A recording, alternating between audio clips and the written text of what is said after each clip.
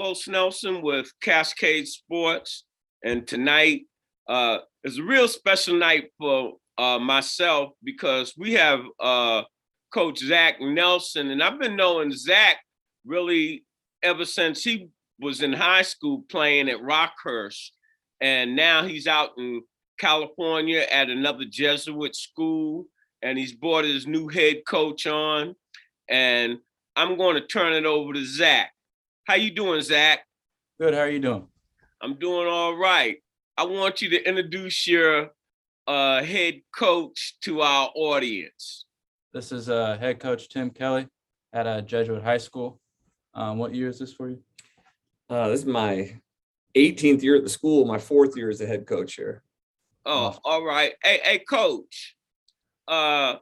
We have a tradition on our network.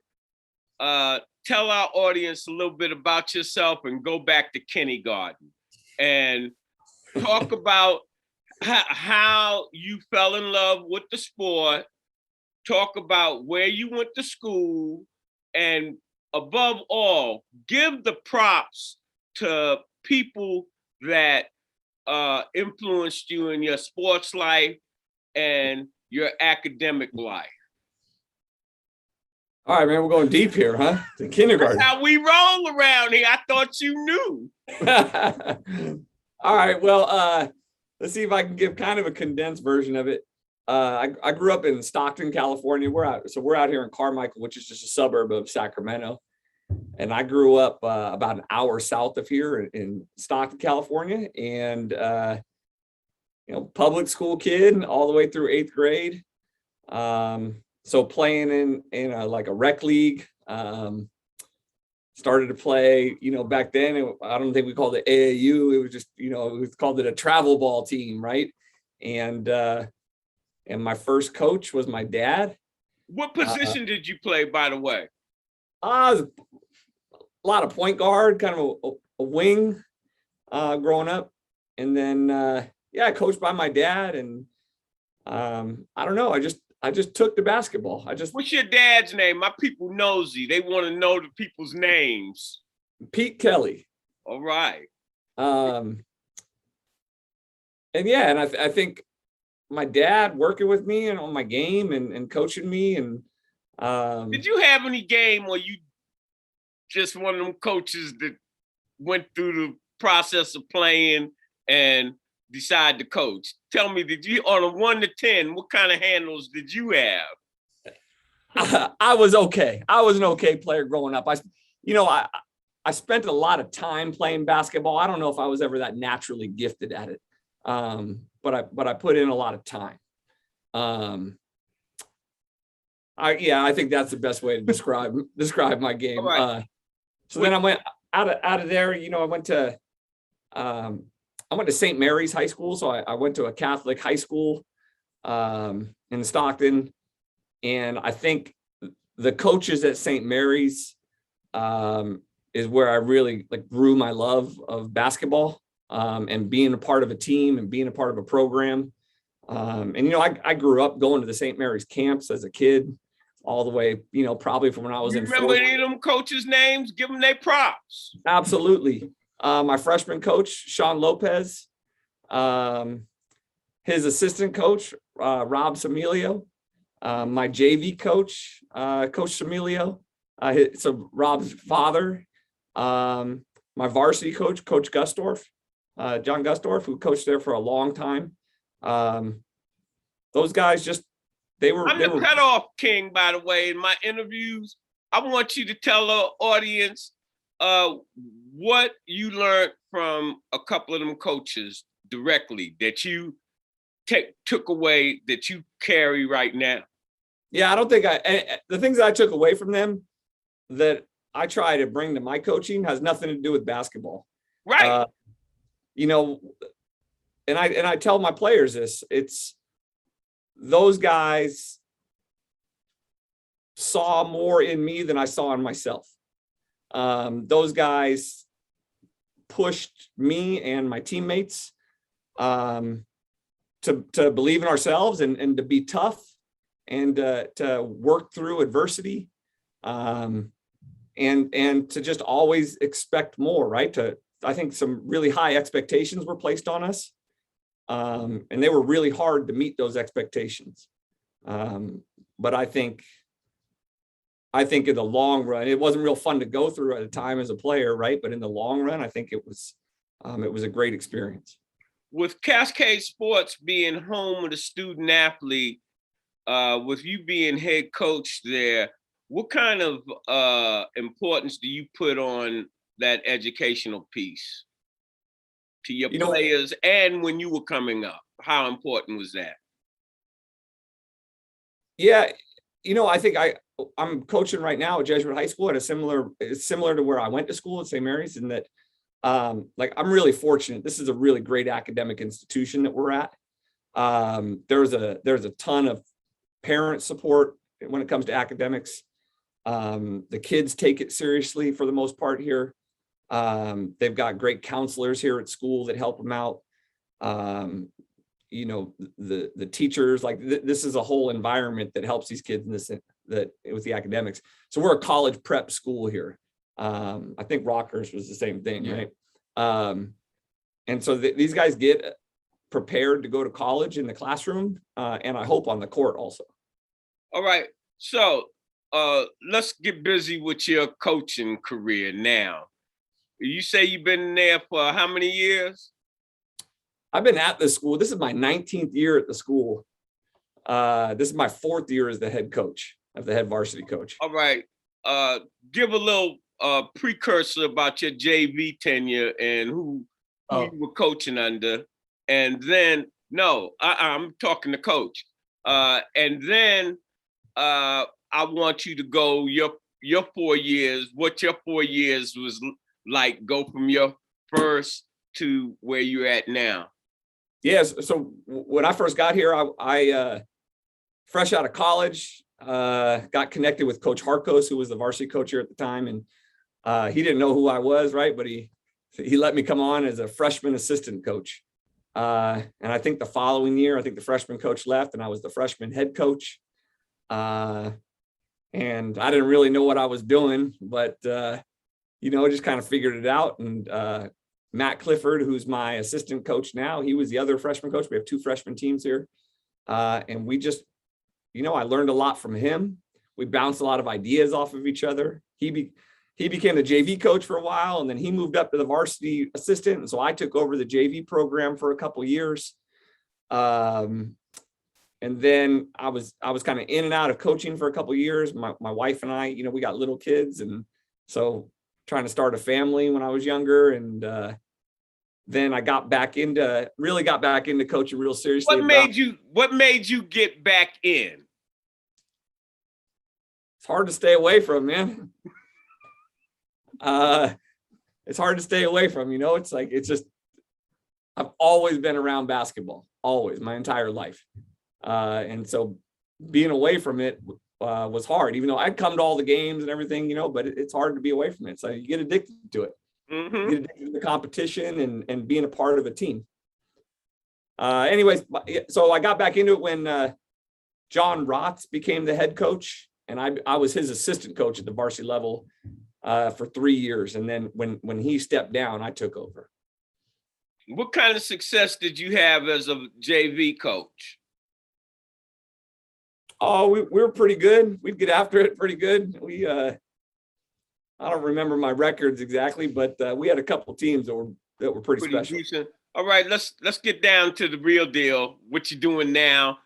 Talk about your first year and where we at now as it relates to wins, loss, and then how you feel about this season and what's your prospects for the upcoming season, because this season is almost over.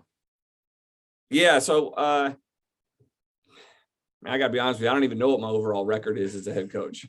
I really don't know. All right. Well, on a 1 to 10, where are you at from the first game that you took over as head coach? How do you feel the program is progressing under your leadership on a 1 to 10 over the last 4 years? And when they hand the reins over to you, did they hand the reins over to you with an empty stable, or did you have some horses? No, I was lucky. My first year when I took over, we had a couple of seniors that I leaned on pretty heavily, and the program was in a really good spot when I took over. Give them some props if you remember them players' names. Oh man, I'm afraid I'd leave somebody out if I started naming the names, but I don't want to do that because I'm afraid. Well, that class then, that covers them all. And what did you do your first year per se? How do you feel you finished up? We were okay. Well, I think I don't know. We won 20 something games. I think we lost in the second round of the playoffs that year. But I think we did pretty well. What I've tried to do is, like I said, I took over the program that was in a really good spot, culture wise, talent wise, like all of these things. So I'm fortunate for that. And what I've tried to do is grow the program a little bit. Try to offer our players as many resources as possible.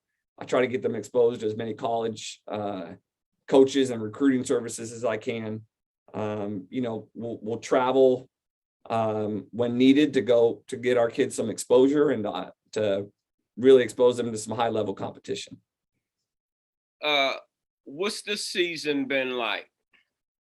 Especially with C-19, how's that affected your team the last 2 years? I mean, it started last year. It was tough. We had a really good team last year. Really, senior dominant team, very talented. I had coached a lot of those guys for 3 years. Those guys could really get after it on the court. And so it was unfortunate because out here, we didn't have playoffs last year. We were able to get a season in, but there were no playoffs or anything like that. And that was probably a team that could have made a really deep run into the playoffs. This year, it's been kind of normal. We had to shut down our season for about 2 weeks right in the middle. Our team had a little experience with COVID, and like I'm sure most teams have. And so this year has been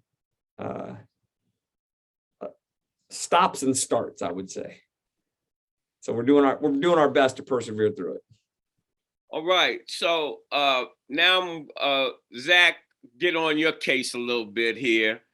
I was asking Zach, how did you matriculate all the way out to California from Kansas City? I just kindly reached out to Coach Kelly and asked, if he had any positions available for basketball coaching. And he actually reached back pretty quick, I think within the same day. And we just had a phone call for about an hour and a half, just talking hoops and just seeing where I was trying to go and my career and really that's all that happened. And I came out here and met him. Coach, that's because I want to get the interaction on that. How you hired Zack? He crossed the country. You don't know him, and I know Jesuit schools and what have you. What made you? Because I'm sure there's plenty of guys out there in California want to coach. How did you make the decision to have Zack come out there? Yeah, I got an email from Zack, and he just explained we've been coaching out of Rockhurst, and I emailed him back, and I wouldn't say I'm always looking for coaches, but I'm always looking for good people to get into the program and help.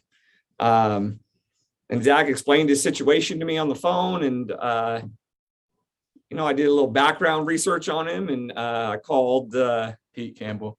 I'll give a shout out to Pete. Oh, that's my boy, Pete. Hey, Pete helped Cascade Sports get right like it needed to be. So yeah, all right. Yeah, so I called Coach Campbell and just doing my due diligence on Zack, and he vouched for him and had nothing but great things to say about him. So I told Zach, I said, hey, listen, if you're coming out here, come on by and let's meet. And he came out here later that summer, and we met in person, and That was it. Been all good. Yep, it's all been good. Found a job and we're here. All right. So, hey, Zack, talk to the our Kansas City crowd on what your role is out there with the JV. And I think off camera I talked to you. You said you were doing a little something with the varsity also. Yeah, my role with the JV is just assisting Coach Ralph and just help develop that program. It's more of a skills-based program, so we try to keep improving those kids' basketball skills and their knowledge of the game, so that once they get to Coach Kelly, they're the best players ever seen. And then with varsity, just trying to do my part, help where I can, see what I see, and try to help Coach Kelly win some more basketball games, especially in the playoffs when it's really needed. Hey, Coach, tell me this. How active are you in the summertime with your players? I mean, we got a pretty good summer off-season program, right? As soon as the season ends, we'll continue our work in the weight room and on the court, really focused on skills. And then summertime, we'll play through the month of June, pretty much every weekend during the week, practice during the week, lift. And then come July and August, most of our players, I turn them loose to their AAU teams, and they'll go play, go get to experience a different coach's voice and a different scene. And then when school starts in August, we get started again here. What you got in the stable right now? Because as I told Zack, I'm interested in interviewing you coaches, but I want to interview the horses. So tell our audience a little bit about who we should be looking at the next time y'all come on the air, some of your players right now and their positions. So we got a pretty young team. I mean, we got 4 seniors on our team right now that are all helping us right now, but a lot of our guys are young. We've got 4 sophomores on our team, and I think 4 juniors, plus one junior that's been out with an injury. So, 9 of our players are going to return next year. I think it might be 10. Hey, Coach, give me some names, man. My people want to know some names. You be trying to give everybody the fair deal. Well, I'm just putting all of y'all in this box. No, you got some stars. We want to know who they are, or upcoming stars. Yeah, I mean, the guy that gets the most attention in terms of recruiting in our program is a kid named Andre Stojakovic. He's a junior right now. He's a